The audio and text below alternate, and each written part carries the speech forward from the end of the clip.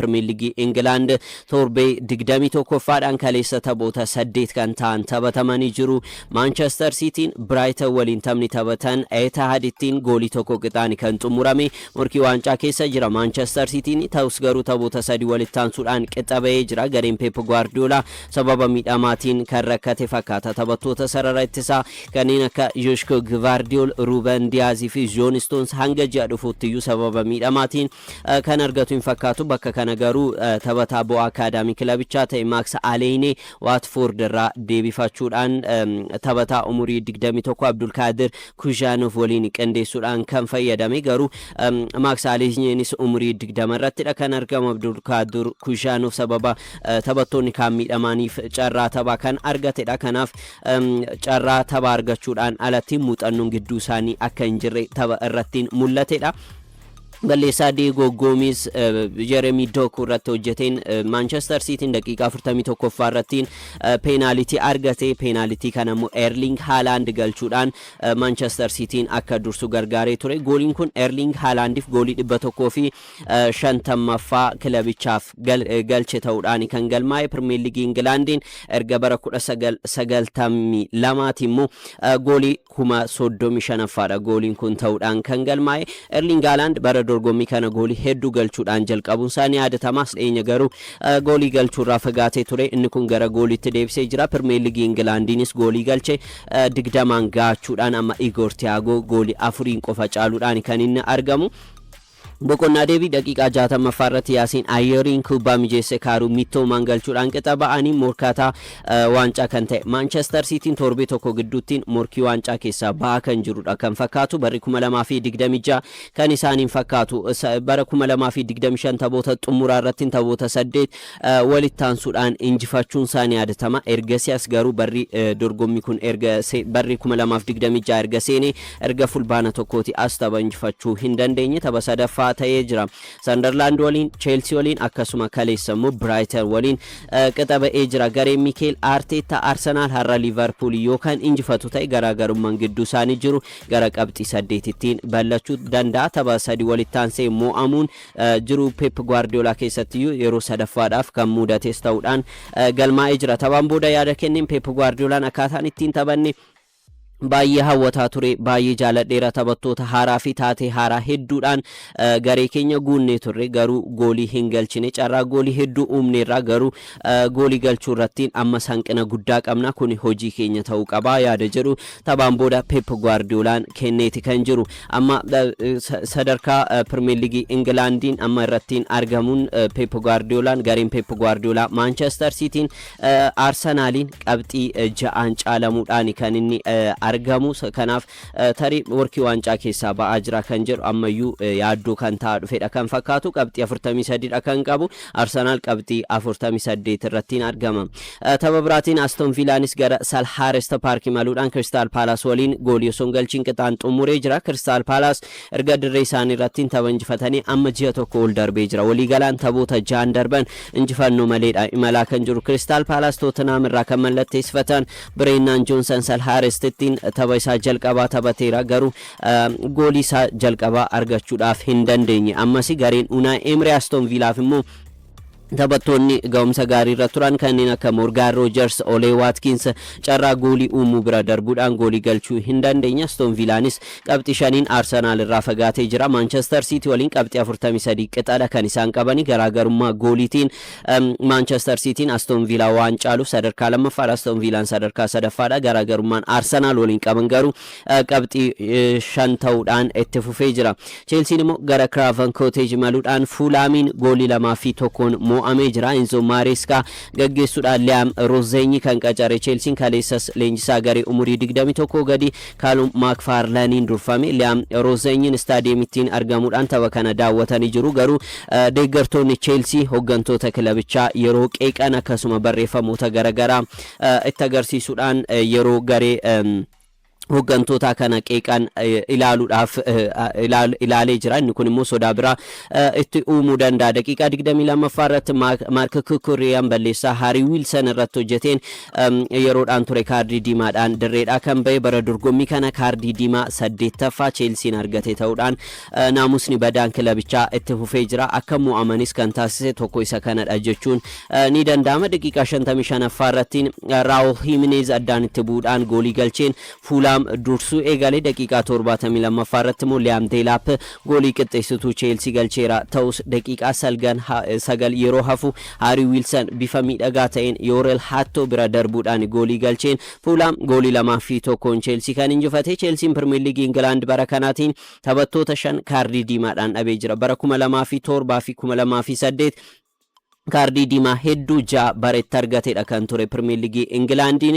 Taphoonni Pirimeer Liigii 17 waan hafuuf riikaardii sana tarii amma ni fooyyessa jedhameeti kan eegamu. Riikaardii badaa tarii leenjisaa haaraa jalatti ta'uun isaa immoo hagam isa fayyaduu danda'a, naamusa kilaba kana hagam fooyyessuu danda'a kan jedhus Liam Rozenyi irraa hojii manaa biroo eegamudha. Manchester United immoo gara Turf Moor imaluudhaan Burnley waliin taphate goolii 2 qixxaba'ee jira. Manchester United erga Ruben Amorim hojii leenjisummaa irraa gaggeesseen booda tapha jalqabaadha kan taphatanii. Darren Fletcher taphataa duraanii akkasuma leenjisaa garee dargaggootaati tapha kana kan dursee. Haa ta'u malee qixxaba'uudhaan kan jalqabe. Burnley taphoota 12 darban irraa qabxii 3 qofa argate. Manchester United irraas qabxii fudhatee jira. Aidan Haven goolii garee ofii irratti galcheen Burnley dursaa ture.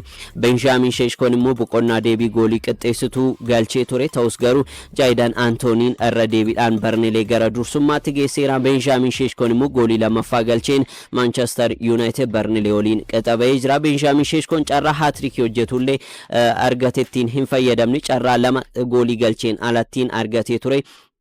haa ta'u malee Benjamin Sheshkoon tapha ga'umsa gaarii irratti mul'ise. Akkasuma goolii 2 irratti galcheen haatriikii hojjechuudhaaf carraa argatetti hin fayyadamuu dandeenye. Kubbaan Lisandro Martinez galche immoo Kyle Walker irratti balleessaan hojjetameera jedhamuudhaan kan haqame. Garuu Darren Fletcher akkuma tooftaa taphaa Ruben Amorim Baaksirii jedhamuudhaan waamamu taphattoota ittisaa 3 fi qarqara lamaan gara fuulduraatti deemuudhaan taphattoota injifachuu garichaas saffisiisuu danda'an qarqara lamaaniin fayyadameetiin kan inni ture. Tapha dilbata dhufu waancaa FA'dhaan Manchester United Brighton waliin taphatan irrattis tarii Darren Fletcher akka dursuu natti himameera yaada jedhu kenneeti kan inni jiru. Leenjistoonni biroo bakka isaa bu'uudhaan hanga xumura bara dorgommii kanaattiin Manchester United leenjisan sana booda kan adda ba'anidha kan ta'u.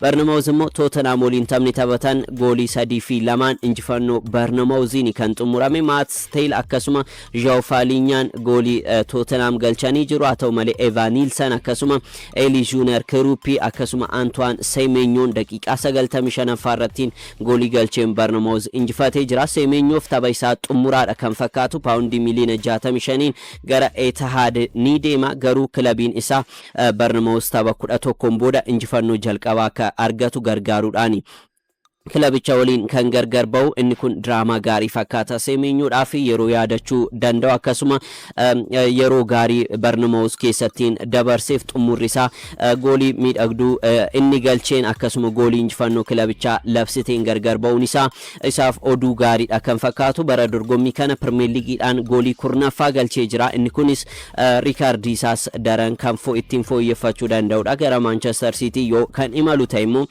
kana caala goolii hedduu galchuu kan danda'u. Garuu Bournemouth isaan alattiin maal ta'uu danda'a kan jedhu kana booda rakkisaa ta'uu danda'a. Sababiin isaa bara dorgommii kana gooliiwwan Bournemouth galche keessaa dhibbantaan 41 kan Antoine Semenyo ta'uudhaan kan galmaa'e. Kanaan alattiin taphattoota yaalii hedduu gara goolitti yaalan keessaa tokkodha. Taphattoota Bournemouth keessaa yaalii 49 sana keessaa immoo 27 kallattii goolii kan eeggattedha. Taphattoonni injifachuu kilabichi qabu taphattoota akka Eli Junior Kerupi akkasuma Mark Tavarnier, Evan Nilsson akkasuma Justin Kluivert fa'aadha. Isaan kunneen hagam Bournemouth'n bara dorgommii kana bu'aa qabeessa taasisuu danda'u. Taphoottan torban hafan irratti kan jiru gaafii guddaadha kan ta'u Antoine Semenyoon goolii 10 galchuudhaan goolii 3 immoo haala mijeessee jira isa booda kan jiru Eli Junior Kiruupidha goolii 7 qofadha kan galche Mark Tavarnien goolii 4 galchuudhaan 3 haala mijeessee Ivan Nielsen immoo goolii 4 qofadha kan galche akkasuma Justin Kluivert goolii 2 qofadha kan galche kanaaf gareen Andoni Raiola yeroon itti rakkachuu danda'u dhufaa akka jiru kan namattiin mul'isudha.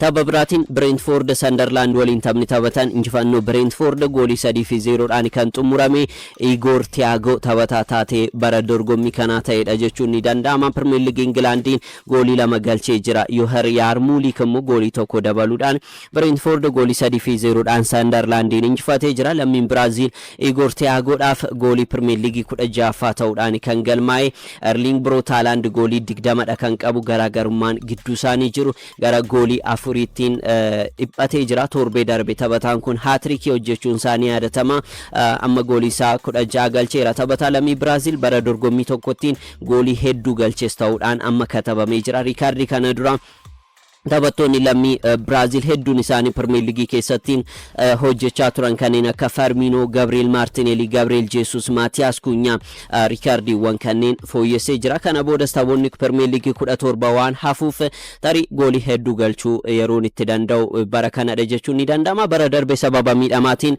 taphoota hedduu irrattiin kilabicha tajaajiluu hin dandeenye bara kana garuu of argateera jechuun ni danda'ama. Tapha biraatiin Everton Wolves waliin taphni taphatan goolii 1 qixaanii kan murame Michael Keane Everton Matthias Manen immoo Wolvesiif taphattoota goolii galchanidha gama Everton Michael Keane akkasuma Jack Grealish kaardii diimaadhaan dirreedhaa ba'anii jiru. Newcastle immoo goolii 4-3 Leeds Unitedin injifatee jira. Newcastle durfamaadha kan ture daqiiqaa xumuraa irratti garuu gooliin 2 galche akka Leeds Unitedin injifatu sagargaareera. Taphni idilee xumurame daqiiqaa 91ffaa irratti Bruno Gimaresh daqiiqaa 102ffaa irratti immoo Harvey Barnes goolii galchanii Newcastle goolii 4-3 Leeds Unitedin injifateera. Har'al kan sa'aatii 5tiin taphni cimaan tokko ni taphatama. Taphni cimaan torbee kana Arsenal Liverpoolin keessummeessa. Arsenal garaagarummaa morkattoota isaa waliin qabu gara qabxii 8tiin bal'isuudhaaf waan taphatuuf tarii taphni kun tapha murteessaadha jechuun ni danda'ama seenaa Arsenal keessatti sababbiinsaa bara kana waancaa Premier League England injifachuudhaaf kilaboota kamuu caala carraa bal'aa kan qabudha kan fakkaatu ga'umsaan gammaatti mul'isee fi kanaaf ga'umsa kana immoo itti fufuudhaaf kilaboota ciccimoo kan jedhaman kanneen akka Liverpool injifachuun dirqamadha kan itti ta'u. Tapha Anfieldtiin bara dorgommii kana kilaboonni lamaan waliin taphataniin goolii Dominic Szoboszlai Liverpooliif galcheen Liverpool injifachuun isaanii yaadatama. Kanaaf Arsenal haaloo isaanaas ba'achuudhaaf Emiratesittiin Liverpooliin taphni sa'aatii 5tiin keessummeessu tapha eegamudha. Odeeffannoo keenya Premier League England keessaa yoo baanu waancaa mo'amtoota Spain arganna. Saudi Arabiyaattiin dorgomamaa jira. Barcelonaan kaleessa Athletic Bilbao waliin taphachuudhaan goolii 5-0 dhaan kan injifate. Tapha marsaa walakkaa xumuraati kilaboota afuridha gara Saudi Arabiyaa imaluudhaan kan taphatani. Sana keessaa taphni kaleessa Barcelonaan olaantummaa addaatiin ga'umsa olaanaa irratti mul'isuudhaan Bilbao injifachuudhaan xumuraaf ga'ee jira. Shaampiyoonii yeroo 15ti. Barcelonaan boqonnaadhaan dura garaagarummaa daqiiqaa 16 gidduuttiin goolii 4dha kan galche. Inni kun raajii ta'ee jira. Dorgommii kanaan walakkaa xumuraatiin boqonnaadhaan dura kilaba jalqaba goolii 4 galche ta'uudhaan Barcelonaan katabamee jira. Ferran Torres goolii jalqabaa kan galcheesadha. Sana booda Fermin Lopez akkasuma Rooney Berdagin goolii tokko taphattoota galchanidha. Rafinhaan immoo goolii 2 galchuudhaan tokkoof immoo haala mijeessuun ga'umsa addaadha kan mul'ise. Fermin Lopez illee taphattoota goolii tokko qofa galchus goolii 2f haala mijeessuudhaan kennuudhaan taphattoota ga'umsa addaatiin kaleessa dabarsanidha. Taphattoonni akka Lamine Yamal fi Rashford taphattoota teessoo jijjiirraa ta'uudhaan tapha kana jalqabanidha. Gareen Hansi Flick Barcelonaan dorgommii hundaan taphoota 11 walitti aansuudhaan amma injifatee jira. Har'a immoo sa'aatii 4tti Real Madrid Atletico Madrid waliin taphata. Kan injifate tapha waancaatiin Jiddaatti Barcelona waliin kan morkatudha kan ta'u. Serie A Itaaliitiin torbee 18 faadhaan kaleessa taphoonni hedduun taphatamanii jiru. Morkataa waancaa kan ta'e Inter Milan gara Stadio Eneo Tardini imaluudhaan goolii 2-0 dhaan Parma kan injifate. Federico Di Marco akkasuma Marcus Thuram goolii injifannoo Inter Milan galchaniiru. Gareen Christian Kivu Inter Milan qabxii 42 Serie A Italia kana dursaa jira. Stadio Armando Maradonaatti immoo Napoliin Hellas Verona kilaba sadarkaa gadii keessa jiru waliin taphachuudhaan goolii 2 qixa bahe. Martin Fresi akkasuma Gift Orban immoo penaltiidhaan goolii galchaniin kilabiin sadarkaa gadii keessa jiru Veronaan dursaa ture ta'us boqonnaa Davis Scott McTominay akkasuma Giovanni Di Lorenzo goolii qixxeessitu Napoliidhaaf galchanii jiru. Gareen Antonio Conte Napoliin morkii waancaa keessa jiraatus garuu gomsol fakkaataadhaan imaluudhaaf rakkateeti kan inni jiru. Atalantaan goolii 2-0dhaan Bologna injifatee jira. Kilabiin Bergamo Atalanta leenjisaa haaraa Raffaele Palladino jalattiin kakomsaan imaluutti fufee jira. Sababa Gianluca Scamacca miidhamaan dirree keessa hin turreef bakka isaa bu'uudhaan kan taphate Nikola Kristovic goolii injifannoo lamaan Napoliidhaaf Atalantaadhaaf galchee jira. Harressi Milan Genoa waliin taphata. Cremonese immoo Cagliari waliin taphni taphatan tapha eegamudha. Odeeffannoo gaggabaaboo waa muraasa kaasuudhaaf hojii leenjisummaa yeroo Manchester United fudhachuudhaaf Michael Carrick akkasuma Ole Gunnar Solskjaer fedhii qabu jedhamee jira. Taphattoonni duraanii akkasuma leenjistoonni duraanii kilabichaa amma eenyutuun dursa hojii leenjisummaa kana fudhata kan jedhu ni eegama. Ruben Amorim waggaa tokkoo fi ji'a lamaan booda hojii irraa kan gaggeesse Manchester United hanga waxabajjii dhufuuttiin leenjisaa yeroo qacaruudha kan barbaadu. Dalen Fletcher leenjisaa garee umurii 18 gadi immoo leenjisaa bakka Ruben Amorim bu'uudhaan yeroodhaaf leenjisaa jiranidha. Taphattoonni akkasuma leenjistoonni duraanii kilabichaa fedhii yeroo Manchester United leenjisuu akka qaban himamaadha kan jiru. Ole Gunnar Solskjaer bara 2018 Manchester United Jose Mourinho yeroo gaggeesseen booda waggaa 3 leenjisaa kilabichaa ta'uudhaan bara 2021 immoo innis gaggeeffamuun isaa ni yaadatama. Taphoota 91 injifateera. Yeroo sanattiin 37 qixa bahuudhaan 40 immoo mo'amee jira. Dhibbantaan injifannoo isaa 54.2 ture.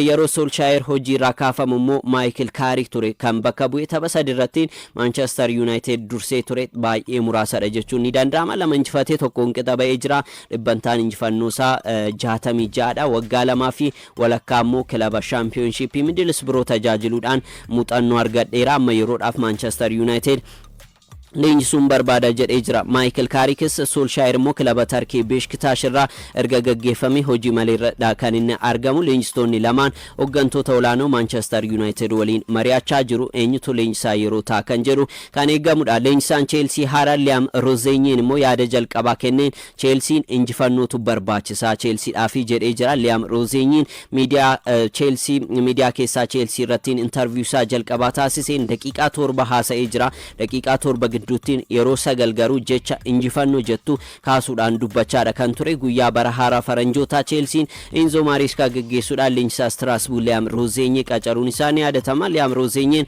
bakka kana aadaan injifannoo jira. Anis mallattoo kanaanan imaluu barbaada. Yeroo gabaabaa gidduutti injifannoon na irraa eeggamus injifannoo yeroo dheeraa fi fulla'aas ijaaruuf fedhii kooti yaada jedhu kennee jira. Liam Rosenyin kanaan dura barreessaa dhimmoota ispoortii ture. The Guardian irratti sanaa booda haalsiiti akkasuma Strasbourg leenjisaa turuun isaa ni yaadatama. Taphattoota amma Chelsea keessa jiran keessaa Liam Delap waliin haalsiiti keessattiin hojjeteera. Robert Sanchez waliin goleegaa Chelsea waliin immoo akaadaamii Brighton keessatti waliin dabarseera. Andres Santos immoo Strasbourg keessattiin leenjisaa turee jira. Amma Chelsea keessattiin taphattoota argatudha. Taphattoonni kunneen odeeffannoo keenya xumuraatiin gaarii O'Neil arganna bakka Liam Rosenyin ba'uudhaan leenjisaa Strasbourg ta'uudhaan qacarameetiin jira. Kana dura kilaboota Premier League England Bournemouth fi Wolves leenjisuudhaan muuxannoo kan qabu gaarii O'Neil taphoota Premier League 88 dursee jira. Amma gara France imalu Strasbourg kan leenjisu ta'a. Jijjiirraadhaan Bayern Munich jijjiirraa majjii kanaatiin fedhii Mark Gehi mallatteessifachuu hin qabu jedhamee jira. Sana caala amma Daawit Upamecano waliigalteen isaa waan xumuramuuf waliigaltee isaa dheeressuudhaan ganna dhufu immoo bilisaan Mark Gehi fudhachuu akka barbaadu dubbateetiin injira. Wolves immoo taphataasaa sarara fuulduraa Jorgan Strand Larsen ji'a kana keessa gurguruu akka barbaadu beeksiseetiin injira. Taphataan lammii Brazil Neymar Junior da Silva immoo waliigaltee Santos waliin qabu hanga xumura bara 2026tiin dheeressee jira. Umurii 33 irratti kan inni argamu.